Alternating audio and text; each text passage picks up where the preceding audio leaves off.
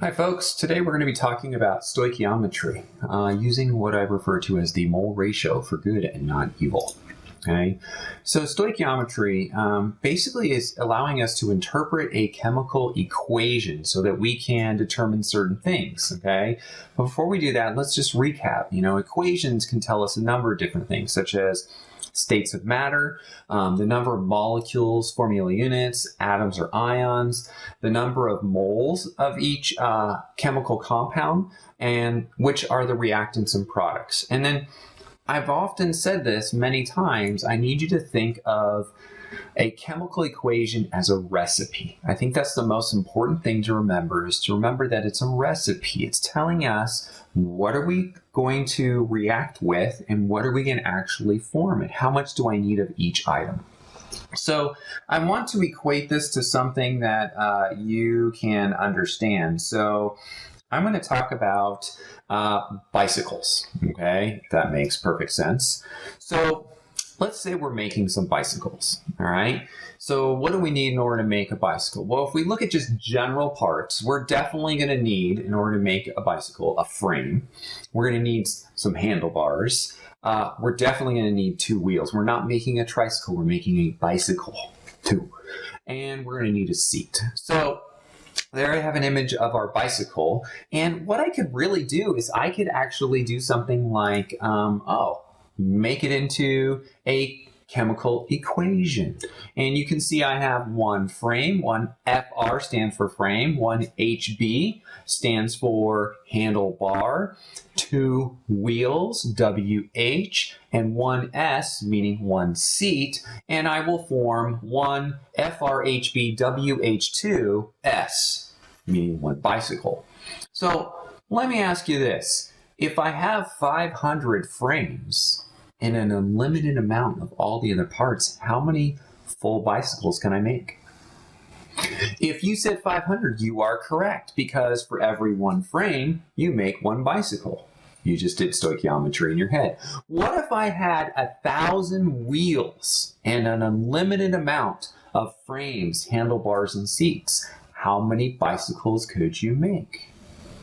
You could make up to 500. Why only 500? Why can't I make 1,000 bicycles? Well, for every one bicycle, you need two wheels. That, ladies and gentlemen, is doing stoichiometry in your head. So the idea is being able to show how it is that we do these equations, okay? So let's take a look. The first thing we got to be able to do, though, folks, is we've got to remember that we have to have an appropriate chemical equation. And the most important thing with stoichiometry is that the equation is balanced. So, ladies and gentlemen, here I have an equation, and I want you to go ahead and pause the video and go ahead and take a moment to balance the equation. So now that you're back, here's what I would like for you to do is double check to make sure that you balance the equation appropriately. So if I look at this is a semi-challenging one because the oxygens are amongst three different compounds. So I'm going to leave those to the end, but I look and I'm going, wait, hydrogen's already balanced, the sulfur's already balanced. What do I do?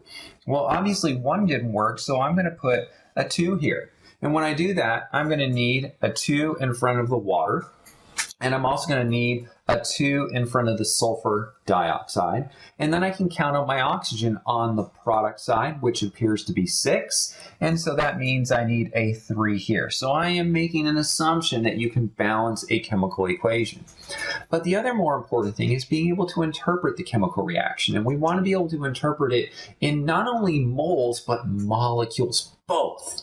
We can look at it from what is tangible amount to get, meaning moles, and then look at it from the smallest part possible, which is the molecule here, which, by the way, these are all molecules. So if I interpret this, this would be considered to be 2 moles of hydrogen sulfide, H2S, reacting with 3 moles of oxygen to produce 2 moles of sulfur dioxide and 2 moles of water. Now that's looking at tangible amounts that I can go get, because you could go get me 2 moles of hydrogen sulfide and you can get me 3 moles of oxygen. But we can also interpret it in the smallest frame possible, which is molecules here.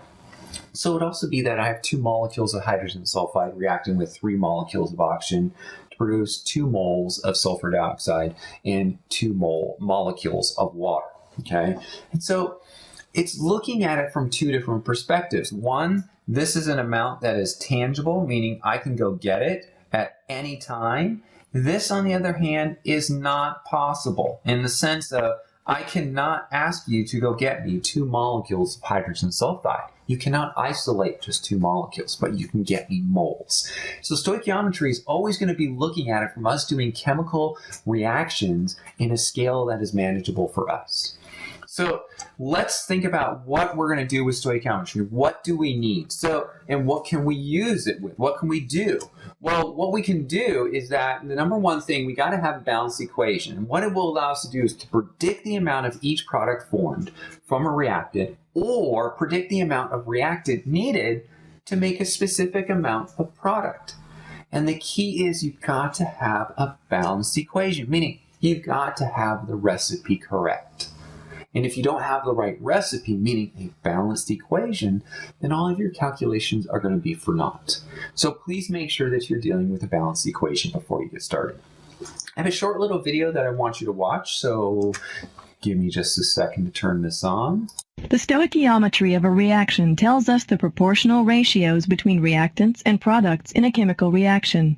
It can be used to predict how many moles of product are formed in a reaction from a specified number of moles of reactant. For example, if we want to make nitrogen monoxide from ammonia and we have 4 moles of ammonia, we will need 5 moles of diatomic oxygen. We can also predict that 4 moles of nitrogen monoxide will be formed along with 6 moles of water. If we start with 136 grams of ammonia, however, we will have used 8 moles instead of 4 moles. We have doubled the number of moles. The stoichiometry of the reaction tells us that we will need to double the moles of the other reactants as well. Based on this number of moles, we expect that 240 grams of nitrogen monoxide will be produced. So folks, this, ladies and gentlemen, is what we can use stoichiometry for. Now, the way that they showed it is a little different than what we're going to be doing in class, because I want you to be able to show and how we can interpret a chemical reaction. Okay? So we're going to try a very simple example. And in particular, I'm going to be using the same balanced equation. The equation is already balanced for you. Okay? So let's the stoichiometry of a reaction tells us the proportion.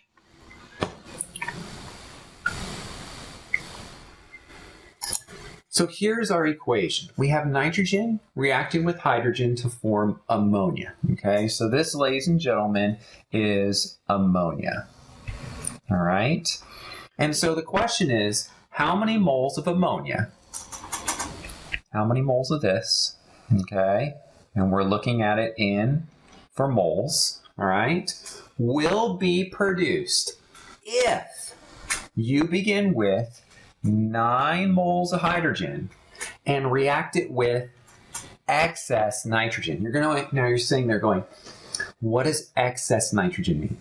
What we're talking about is the idea that excess means we have more than what we need. It's not going to limit us in the production of our product. Okay? So the way that we look at this, some of you are sitting there going, oh, 9 moles of hydrogen. Well, for every 3 moles of hydrogen, I produce 2 moles of ammonia. So I'm guessing it's going to be somewhere around 6. And if you say that, you are correct. You're using the mole ratio. But we want to show this mathematically. So let me show you how we do this. We start with what is given. And we are given 9 moles of hydrogen. Okay, 9 moles of hydrogen. Now, I'm hoping that you recognize for every 3 moles of hydrogen, you will produce 2 moles of ammonia.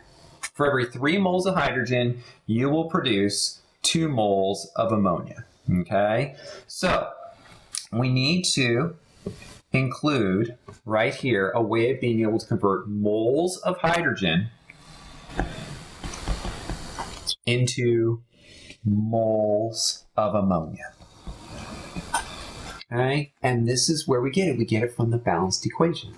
So if we look at the balanced equation, for every 3 moles of hydrogen, I will produce 2 moles of ammonia. you'll notice that the moles of hydrogen cancel out, and I will end up with a value of 6 moles of ammonia. Okay? Now, this right here, ladies and gentlemen, the most important part of them all, okay? This right here is what we refer to as the mole ratio. We get this from the balanced equation. The key is it must be a balanced equation. All right? That's it. That's stoichiometry. And you're like, well, I could do this in my head. Numbers aren't always going to be this nice where I give you 9 moles of hydrogen. They could be challenging. I could give you a very small amount of moles of hydrogen, or I can give you a very large amount, or I can change it up completely and give you a question like this.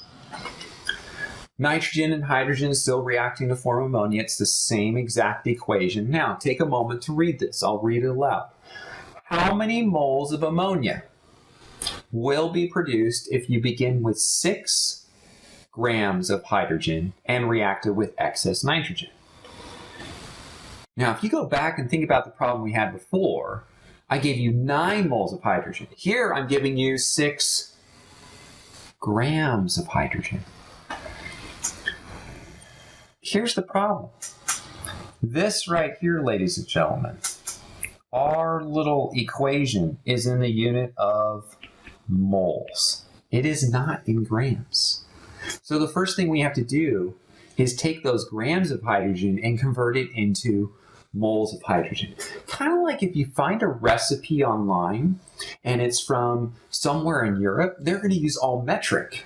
And you're going to be like, well, milliliters? I don't have anything that measures in milliliters. So you're going to want to convert it into something else, such as maybe pints. So it's the same concept. We're converting it. So 6 grams of hydrogen is what we're going to start with. We need to convert our grams of hydrogen into moles of hydrogen, which means you need to get out a periodic table to determine the molar mass of hydrogen. So when you determine the molar mass of hydrogen, looking at a periodic table, you will notice that for every 2 grams, I can write it, 2 grams of hydrogen, I have 1 mole of hydrogen. Okay? This right here, ladies and gentlemen, is the molar mass. And I got this from the periodic table of elements. So if I solve for this right now, if my pen will write, I am starting with 3 moles of hydrogen. And you're going to say, oh, this is easy. 3 moles of hydrogen. Look at our balanced equation. For every 3 moles of hydrogen, I will produce 2 moles of ammonia. You're correct. But we need to show it mathematically. So I'm going to do our calculation here. Okay, so we're going to convert moles of hydrogen into moles of ammonia. For every 3 moles of hydrogen, there are 2 moles of ammonia. Again, I'm getting that right here. 3 moles of hydrogen, 2 moles of ammonia. So when I solve for this, 3 times 2 divided by 6, the moles of hydrogen cancel out, so I'm going to be left with a value of 2 moles of ammonia. And again, I cannot stress this enough. Right here, we have the mole ratio, which we got from the balanced equation. Now you're like, oh, okay, I can see where we're going here with this. But let's make it the most challenging problem possible. Here it is. This is the most challenging one I can give you in stoichiometry. All right? This is it. Here we go. Take a moment, look at it. Same balanced equation. The difference is now, calculate the number of, wait for it, grams of ammonia produced by the reaction of 6 grams of hydrogen with an excess of nitrogen. Meaning excess, again, we don't have to worry about the nitrogen. So, first thing we got to do, okay, all right, we got to convert those grams of hydrogen into moles of hydrogen. The reason we have to convert it is because, again, Our balanced equation right here, ladies and gentlemen, is in the unit of mole, not grams. So we've got to convert the grams of hydrogen into moles of hydrogen first. All right, so 6.00 grams of hydrogen. Okay, for every 2 grams of hydrogen, there is 1 mole of hydrogen, which this comes out to be 3 moles of hydrogen. All right, then we need to figure out how much ammonia this will produce in moles. So we're going to use our mole ratio from the balanced equation. So according to our balanced equation, for every 3 moles of hydrogen, there are 2 moles of ammonia that we form, which again, 2 moles of ammonia is what we're producing. But hey, you're going to be like, we just did this. You just literally did this in the last slide. I did. But it's not asking for moles of ammonia. It's asking for what, folks? Grams of ammonia. So how do I convert those 2 moles of ammonia into grams of ammonia? Where do I look? If you're saying, oh, my periodic table elements, that's exactly what you need to do. So for every 2 moles of ammonia, okay, which I'm just literally taking this value here, I'm now going to convert my moles of ammonia into grams of ammonia. For every 1 mole of ammonia, according to the periodic table, there's 14 grams in 1 mole of nitrogen. There's 1 gram for each hydrogen, and there's 3 of them, so that would be a molar mass of 17 grams for every 1 mole. So our moles of ammonia cancel out, and I will end up with a value of 34 grams of ammonia. That is my answer. But again, I cannot stress this enough, all right, that this, ladies and gentlemen, okay, right here, is my mole ratio, which again I got from my balanced equation. I'm going to scroll back, and I want you to notice that in each and every one of them I have a mole ratio, which I got from the balanced equation. So when doing stoichiometry, the 3 things you need to have. Number 1, you have to have a balanced equation, most important part. You have to have the right recipe. Number 2, you think in mole, meaning if you're given mass in grams, you need to convert it to mole because the recipe is in mole. And then finally, use your mole ratio, which you get from the balanced equation. You're going to have to try some of these in order to make sure you understand them.